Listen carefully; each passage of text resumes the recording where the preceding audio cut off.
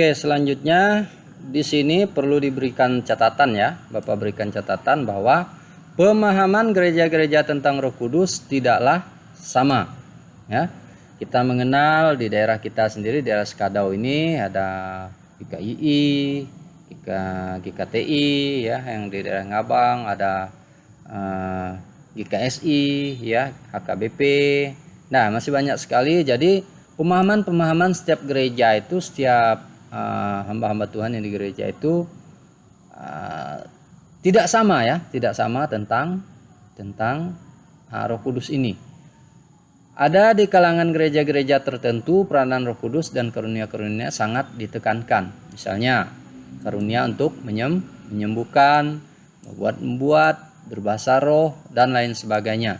Tapi ada juga di kalangan sebagian gereja mengatakan bahwa Roh Kudus sepertinya kurang ditekankan ya, kurang mendapatkan penekanan yang cukup besar ya tentang peran dari Roh Kudus ini sendiri. Nah, namun sebetulnya bukanlah sebuah masalah yang baru muncul pada akhir-akhir ini. Jadi jangan heran ya, gereja kamu tidak terlalu menekankan tentang Roh Kudus, atau gereja si A, si B beda, seperti itu penerapannya. Nah, di masa gereja perdana pun masalah ini sebenarnya sudah muncul, khususnya ketika jemaat Korintus itu ada kelompok-kelompok yang juga muncul ya, ada kelompok-kelompok yang juga sangat menekankan karunia ini terhadap jemaat di Korintus. Rasul Paulus memberikan nasihat bahwa ada 3 hal yang paling utama terhadap diri orang Kristen. Yang pertama mengenai iman, kedua mengenai pengharapan, dan 3 mengenai kasih ya. Itu, dan yang paling besar diantaranya yaitu kasih. Jadi tidak ditekankan begitu oleh Rasul Paulus begitu kuat ketika membahas mengenai pengertian dari Roh Kudus itu sendiri. Tetapi para rasul ini, Rasul Paulus ini menekankan 3 hal ini tadi ya, mengenai iman, pengharapan, dan kasih. Nah, dengan demikian kata Rasul Paulus ini, janganlah kita mempertengkarkan masalah ini, dan sebaliknya biarlah kita mengutamakan apa yang terpenting bagi kita, yaitu iman, pengharapan, dan kasih. Jadi orang Kristen itu harus memiliki 3 hal ini ya. Dia beriman kepada Tuhan Yesus, dia juga mendapatkan pengharapan kepada Tuhan Yesus. Nah, ketika itu juga dia juga lebih-lebih memiliki itu Tuhan Yesus. Nah, ketiga hal ini haruslah diterapkan kita sebagai orang percaya ya. Berikutnya ya, di bagian C, yaitu Tuhan Yesus menjanjikan Roh Kudus yang menguatkan ya. Jadi Tuhan Yesus sendiri yang menjanjikannya sebagai pribadi yang menguatkan. Roh Allah telah sejak lama bekerja di dalam kehidupan manusia. Ini mulai dari penciptaan ya. Bahkan sebelum dunia dijadikan, bahkan sebelum manusia itu sendiri dijadikan. Nah, ini buktinya di mana Roh Allah itu ada ya. Di dalam Kejadian 1 ayat 2 dikatakan, bumi belum berbentuk dan kosong, gelap gulita menutupi samudera raya, dan Roh Allah melayang-layang di atas permukaan air sebelum Tuhan Yesus menjalankan tugas-tugasnya ya. Ya, di atas air ya.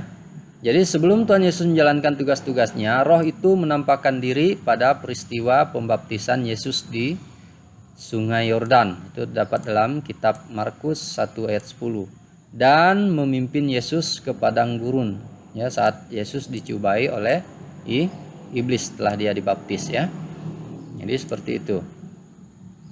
Berikutnya, menjelang kematiannya, kebangkitannya, dan kembalinya Yesus ke surga, Ia menjanjikan seorang penolong bagi murid-muridnya dan semua pengikutnya. Katanya kepada murid-muridnya, penghibur yaitu Roh Kudus yang akan diutus oleh Bapa dalam namaku, dialah yang akan mengajarkan segala sesuatu kepadamu dan akan mengingatkan kamu akan semua yang telah kukatakan kepadamu ya. Berikut, bahwa perlu ditekankan di sini, ya, Rasul Paulus mengatakan bahwa merasakan tekanan yang begitu luar biasa dan penderitaan begitu berat, tetapi tetap bertahan dalam pelayanannya, ya, karena ia yakin bahwa ia berkata, karena kami tahu bahwa ia telah membangkitkan Yesus Kristus, akan membangkitkan kami juga bersama-sama dengan Yesus, dan ia akan menghadapkan kami bersama-sama dengan kamu, ya, bersama dengan kamu kepada dirinya. Jadi ini iman Rasul Paulus yang tetap bertahan, ya, walaupun menghadapi berbagai macam pencobaan dalam pelayanannya. Berikutnya yang poin D, yaitu Roh Kudus menguatkan gereja dan umatnya. Ya, di atas sudah disinggung bahwa janji Tuhan Yesus yang mengutus Roh Kudus yang juga disebutnya sebagai penghibur. Nah, apa artinya ini? Kalau kita sedang sedih, bagaimana perasaan kita? Nah, disitulah, ya, kesedihan biasanya membuat orang tidak berdaya, orang merasa bingung, ya, bahasa sekarang itu orang jadi galau, ya, jadi galau, perasaannya tidak terarah seperti itu. Perasaan itu biasanya akan segera menghilang apabila kita berjumpa dengan seorang teman atau sanak keluarga kita yang mampu menghibur kita, memberikan nasihat, memahami kita sampai pada akhir kita merasa kuat kembali, ya. Ya, jadi penghibur memang selalu mengandung penguatan, ya. Kata penghibur yang digunakan untuk merujuk pada Roh Kudus biasanya diterjemahkan dengan kata comforter, ya.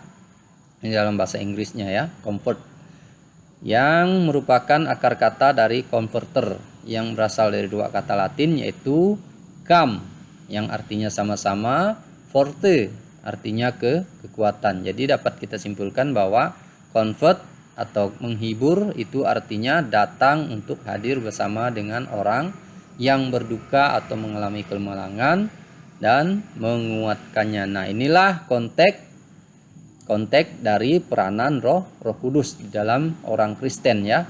Kita didatanginya untuk dihibur seperti itu, ya. Berikutnya yang E, Roh Kudus menguatkan gereja dan umatnya, ya. Jadi dalam kurun waktu 50 tahun terakhir ini dunia menyaksikan pertumbuhan gereja yang sangat luar biasa di Asia, di Afrika, dan di Amerika Latin, ya. Gereja-gereja baru itu bertumbuh di mana-mana, dan yang menarik ialah bahwa kebanyakan dari gereja-gereja itu adalah gereja-gereja Pentekostal, ya, gereja-gereja karismatik, ya. Gereja-gereja yang memang menekankan tentang peranan Roh Kudus di dalam ajarannya seperti itu, ya. Ya. Selanjutnya di kalangan gereja Pentakostal dan karismatik yang bertumbuh sebagai bentuk baru gerakan Pentakostal, terjadi gairah yang luar biasa di dalam peribadahan.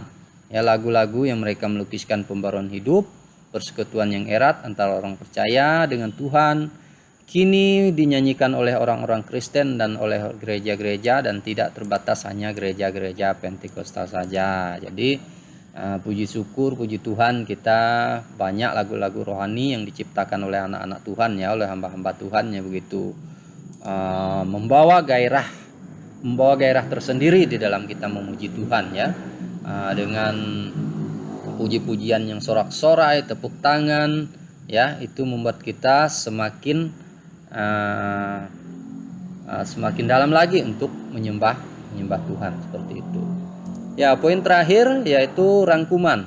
Di rangkuman ini Bapak tekankan bahwa Tuhan Yesus berjanji kepada murid-muridnya bahwa ia akan mengutus Roh Kudus sebagai pengganti, ya, pengganti dari Tuhan Yesus itu sendiri, ya.